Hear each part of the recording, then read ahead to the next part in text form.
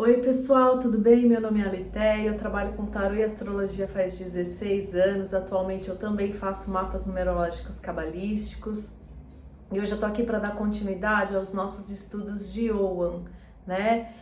Eu tô lendo bastante coisa sobre o assunto, né? Inclusive da cultura celta, da mitologia celta, e esse assunto tá ficando cada vez mais interessante para mim. Fica difícil passar tudo por vídeo. Então eu aconselho muito que vocês comprem esse livro aqui do Oswaldo, o Ogham, o Oráculo dos Druidas. E aconselho muito que vocês comprem esse livro também se você lê inglês, Ogham, o Oráculo Celta da Árvore, né? Do autor Paul Rice Mountfort.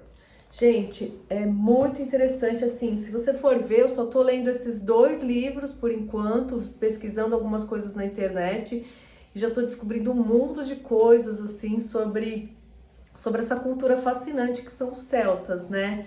Como a gente viu, assim, nos vídeos anteriores, os celtas, eles se espalharam por toda a região da Europa, né? E o Ogham, ele vem da parte irlandesa, da parte que ficou mais isolada do resto da Europa, tá? Porque o resto da Europa, o resto das tribos celtas, foram muito, adquiriram muito da cultura romana, tá?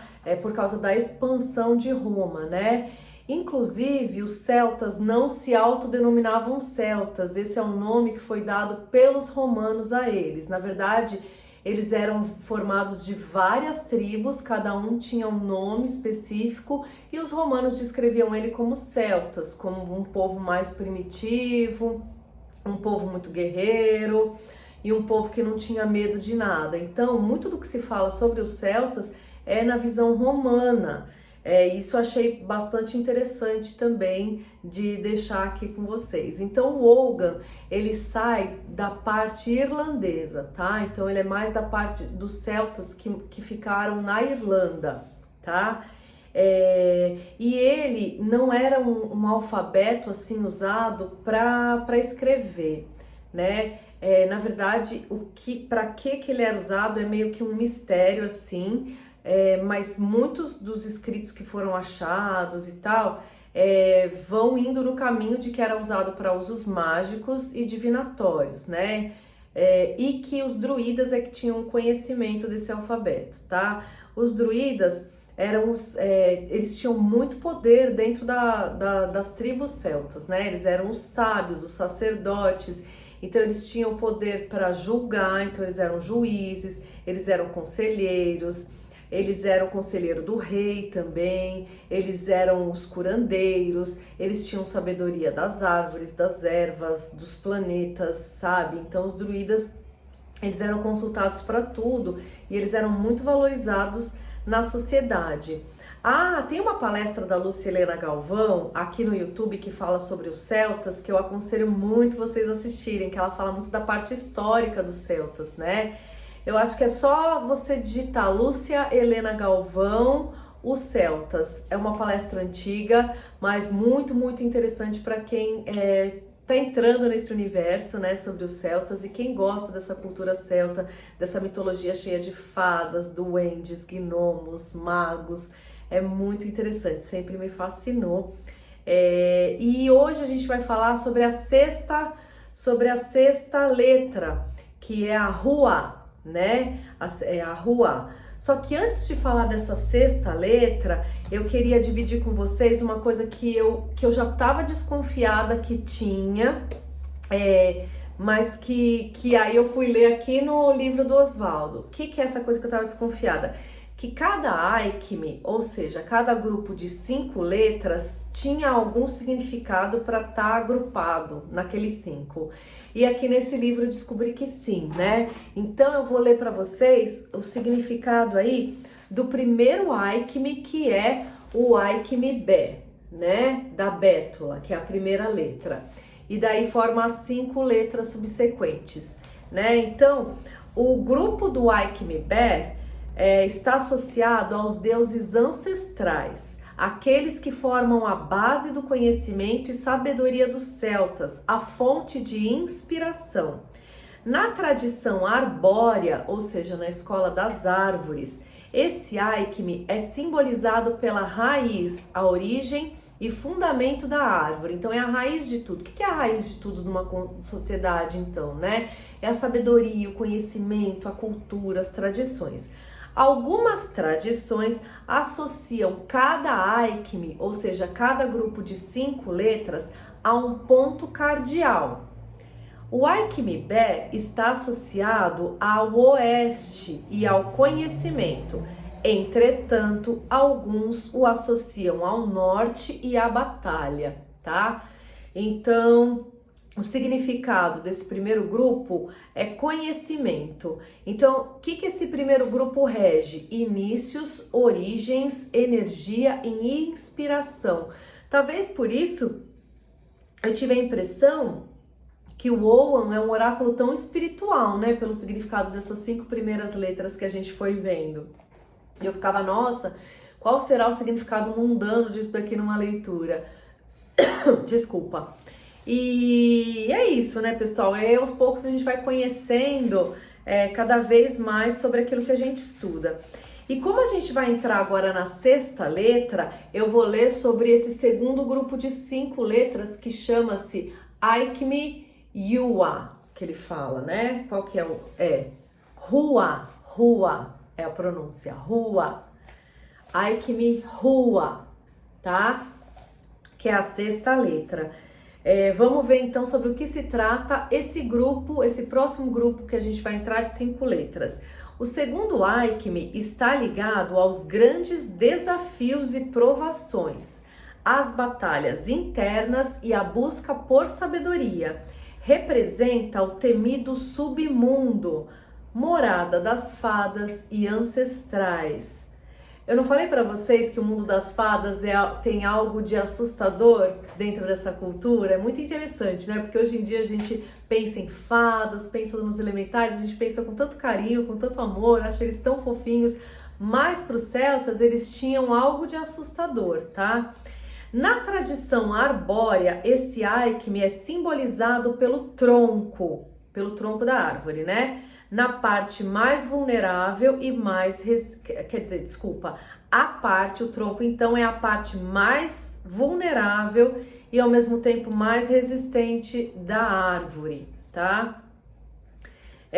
A direção que tá ligado a esse Aikmi é o norte, o significado é batalha e rege nossa força interior, força física, obstáculos, justiça e desafios. Então esse é um Aikmi, é um grupo de letras mais desafiador.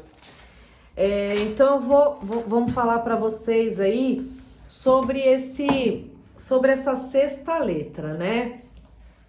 Essa 6ª letra, ela tá ligada a uma árvore que ela dá flores branquinhas assim e frutos vermelho escuro.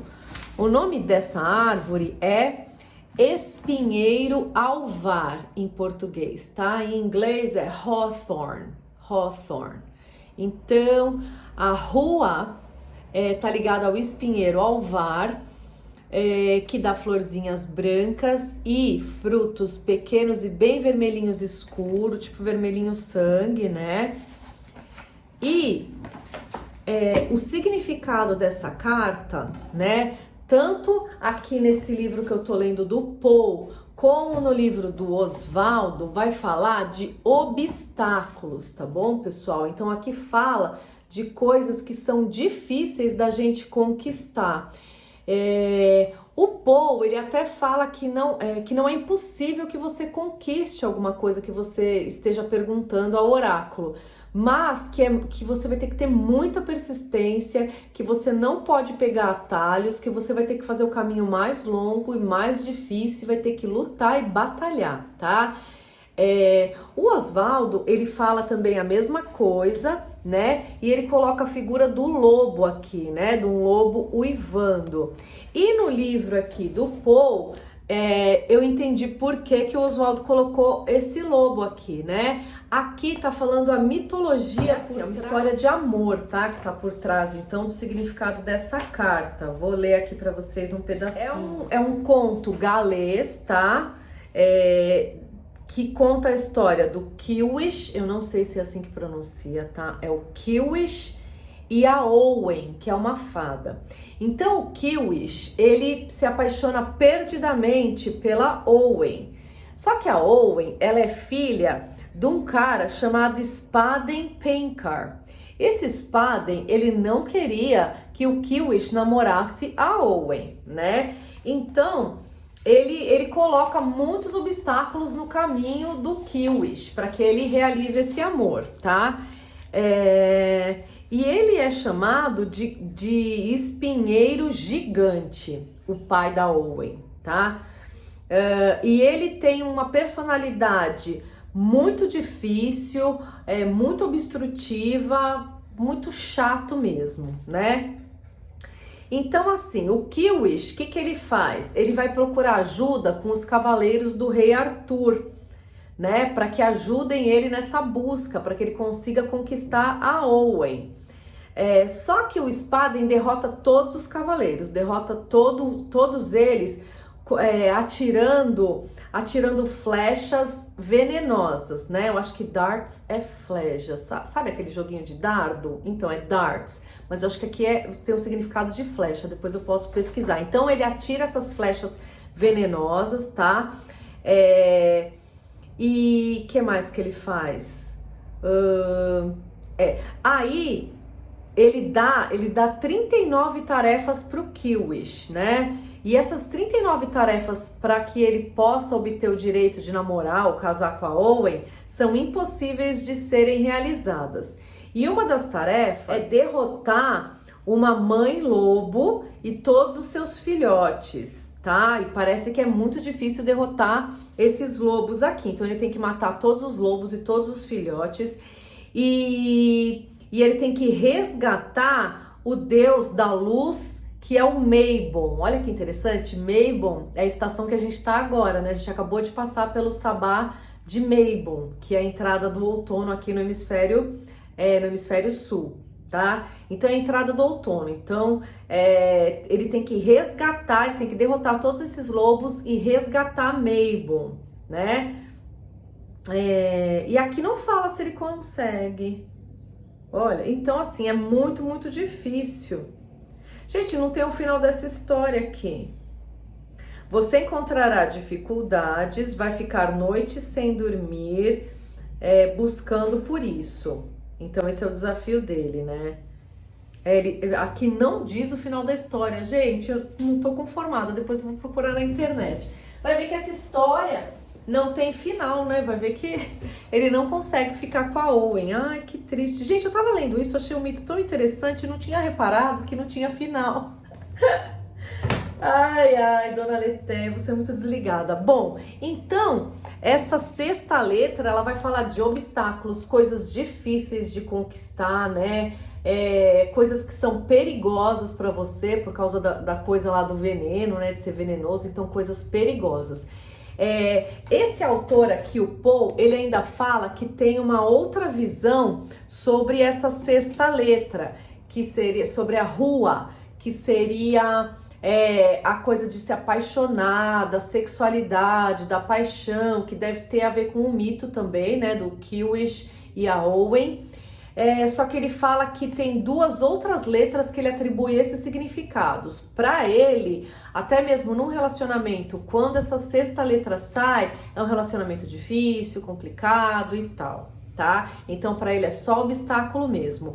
Aí, aqui nesse livro também fala que quando o cristianismo ele foi expandindo, né, até nas regiões como a Irlanda, que acho que foi o último lugar a chegar, eles atribuíram o significado a essa florzinha branca a castidade e pureza, tá? Então, em vez de ter de estar ligado à sexualidade, desejo, paixão, eles ressignificaram e colocaram o significado como castidade, pureza, né, purificação. E até por isso, nesse livro aqui, do oráculo celta da Sherilyn Hidalgo, ela dá um significado para essa sexta letra que é de limpeza, purificação, abstinência, castidade, preparação, proteção, casamento sagrado. Então ela dá um significado que não tem a ver muito com os obstáculos, né, que a gente vê no mito. Ela pegou mais o significado que veio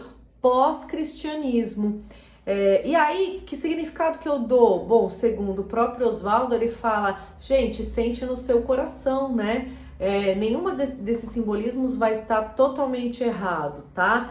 Tudo, quando a gente trabalha com oráculo, é uma questão da gente ter clareza do que significa aquele símbolo para nós, né? Então a gente estuda e tal, e a gente tem clareza e firmeza naquilo, e aí aquele oráculo ele vai falar com a gente conforme a nossa crença, entendeu? Porque a gente é o oráculo no final de tudo. E bom, eu vou parando por aqui nessa sexta letra, né? Espero que vocês tenham gostado. Fiquem com Deus, um beijo, tchau, tchau.